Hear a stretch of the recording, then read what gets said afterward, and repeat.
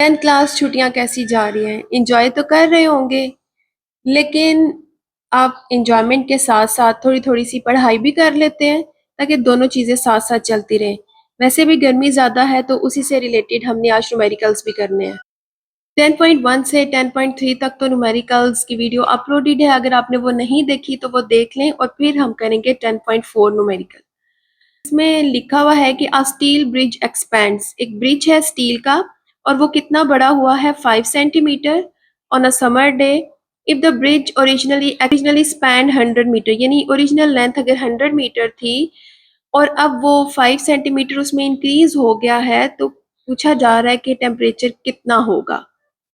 Okay, अब हम इस डायग्राम को देखते हैं कि देखें सूरज बहुत चमक रहा है और ये 100 मीटर उसकी ओरिजिनल लेंथ थी और 5 सेंटीमीटर इसमें मजीद इजाफा हो गया है। ठीक है, तो वो 5 सेंटीमीटर तो जो इजाफा है वो तो इतना नोटिसेबल नहीं है, लेकिन आपको पता है कि वो ब्रिज को नुकसान पहुंचा सकता है। इसीलिए ब्रिजेस जब बनाए जाते हैं तो इन हिस्सों में थोड़ा गैप रखा जाता है ताकि एक्सपेंशन के बाद वो जो गैप है वो कवर हो जाए। डेटा नोट करते हैं delta L, change in length हम हमेशा मीटर्स में लेते हैं।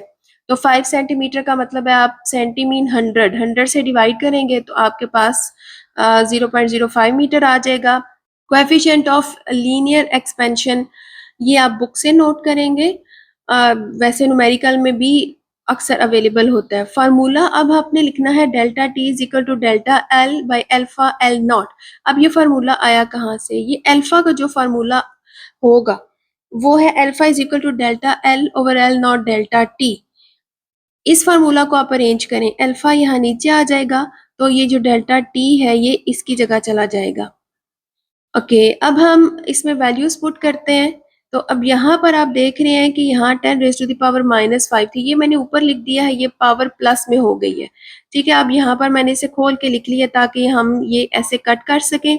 बाकी आप ये कैलकुलेटर से भी सॉल्व कर सकते हैं। तो जो चेंज इन टेम्परेचर आएगा वो आएगा हमारा 41.66। इसका मतलब है कि जैसे आजकल काफ़ी ज़्यादा टेम्परेचर है, फर्ज करते हैं कि अगर 41 डिग्री टेम्परेचर होगा एनवायरनमेंट का, तो जो ब्रिज है उसमें 5 सेंटीमीटर एक्सपेंशन होगी, वो थोड़ा लंबा हो जाएगा। नेक्स्ट न्यूमेरिकल से पहले मैं आपको कहना चाहती हूँ कि आप पिछली वीडियो देखेंगे तभी आपको अगले न्यूमेरिकल समझ आएंगे। इसके अलावा मुझे आप फीडबैक भी देंगे कि क्या मैं जो आपका नेक्स्ट चैप्टर है उसकी वीडियोस अपलोड करूँ और कौन से टॉपिक की करूँ। नेक्स्ट न्यूमेरिकल है how much is required to raise the temperature of 2 kilogram iron बार।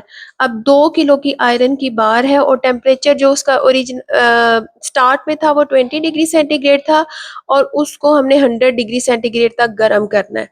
और specific heat capacity of iron, यानी आयरन कितनी हीट एब्जॉर्ब करता है, वो है 450 जूल पर किलोग्राम पर।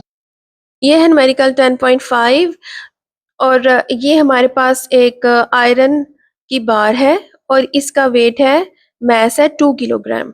ओरिजिनल टेम्परेचर 20 था और उसको 100 डिग्री सेंटीग्रेड पर जब हीट किया गया तो हमने देखना है कि ये जो हीट है ये कितनी यूज हुई है। ठीक है, change in temperature 100 minus 20 is equal to 80। तो आप 80 डिग्री सेंटीग्रेड प्लस इसको 80 केल्विन भी लिख सकते हैं, इसका रीजन मैं पहले बता चुकी हूँ। ओके, फार्मूला जो है हीट का वो है Q is equal to Cm delta T। C है specific heat of this iron, वो 450 न्यूमेरिकल में थी, 2 किलोग्राम मास था और delta T change in temperature था। इन सब को मल्टीप्लाई करेंगे तो हमारे पास आंसर आ जाएगा 72,000। और अगर आप इसका साइंटिफिक नोटेशन में कन्वर्ट करना चाहते हैं तो यहाँ पर इसका पॉइंट है, ये शिफ्ट कर देंगे आप यहाँ पर, ये आ जाएगा 72 into 10 raise to the power 3 joule. अब हम इसका प्रीफिक्स लिख लेते हैं तो ये हो जाएगा 72 किलो जूल। ये है हमारा फाइनल आंसर। छोटा सा चैप्टर है और बहुत इजी न्यूमेरिकल्स हैं। नेक्स्ट है 10.6 how much heat is required to melt. अब यहाँ पर हमारे पास आइस है, कितनी, आधा किलो मीन्स 500 ग्राम, और उसको हमने पानी बनाना है और टेम्परेचर रहेगा 0, यानी आइस का टेम्परेचर भी 0 है और जब आइस मेल्ट होके पानी में कन्वर्ट होगी तो भी टेम्परेचर 0 ही रहेगा, क्योंकि लेटेंट हीट ऑफ फ्यूजन की वजह से। वो मैं आपको एक्सप्लेन करती हूँ। ये है latent heat of fusion of ice. Okay, latent heat of fusion का मतलब है कि हमारे पास ये आइस है 500 ग्राम और जब हमने इसको हीट देनी है, शुरू में इसका टेम्परेचर होगा 0 degree centigrade.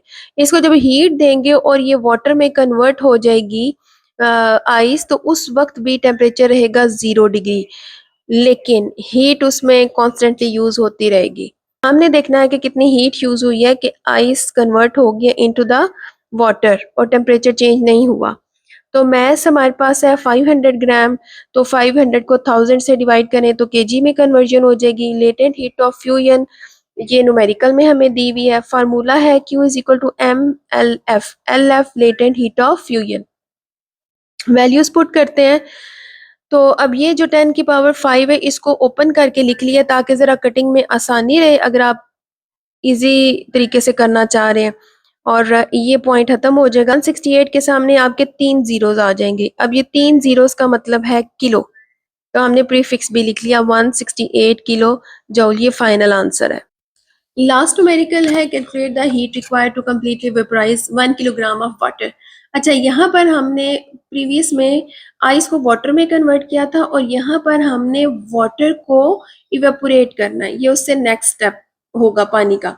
Latent heat of vaporisation of water हमें दे दी गई है। लास्ट न्यूमेरिकल को हम सॉल्व करते हैं। ओके, यहाँ पर हमारे पास वाटर है और उसका मैस है 1 किलोग्राम और टेम्परेचर होगा उसका 100, यानी पानी बॉयल हो रहा है।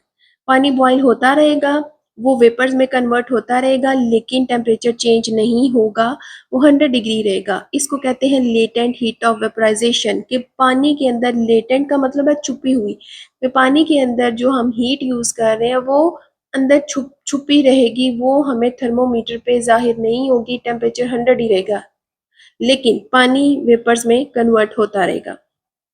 सेम वही फार्मूला जो हमने प्रीवियस न्यूमेरिकल में यूज किया है कि Q is equal to MLV, वहां पर F था, यहाँ पर हम V लिखेंगे वेपराइजेशन के लिए, वैल्यूज पुट करेंगे तो हमारे पास आंसर आएगा 2.26 10 रेज़ टू द पावर 6 और 10 की पावर 6 होती है मेगा। तो ये प्रीफिक्स भी हमने लगा लिया और ये हमारा फाइनल आंसर।